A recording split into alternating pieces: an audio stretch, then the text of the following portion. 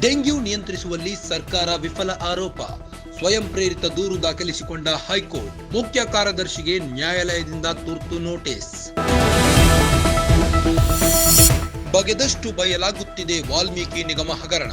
Nagendra PA ಹರೀಶ್ಗೂ ಸುತ್ತಿಕೊಂಡ ಅಕ್ರಮದ ಸುಳಿ. ಅತ್ತ ದದ್ದಲ್ ನಿವಾಸದ ಮೇಲೆ ಮುಂದುವರೆದ ದಾಳಿ.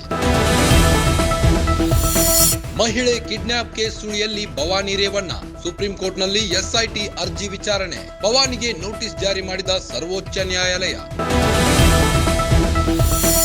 ಉತ್ತರಾಖಂಡದಲ್ಲಿ ಮುಂದುವರೆದ ಭೂಕುಸಿತ. ಕ್ಯಾಮೆರಾದಲ್ಲಿ ಸೆರೆ ಆಯ್ತು ಭಯಾನಕ ದೃಶ್ಯ. ಮುಂಜಾಗ್ರತಾ ಕ್ರಮವಾಗಿ ಬದ್ರಿನಾಥ್ ಹೆದ್ದಾರಿ ಬಂದ್. ರಾಜ್ಯದಲ್ಲಿ ಮುಂದುವರೆದ ಮಳೆರಾಯನ ಅಬ್ಬರ. ವರುಣನ ಆರ್ಭಟಕ್ಕೆ ತತ್ತರಿಸಿದ ಕರಾವಳಿ. ಉತ್ತರ ದಕ್ಷಿಣ ಒಳನಾಡಿನಲ್ಲೂ ಮಳೆಯ ಹಾವಳಿ.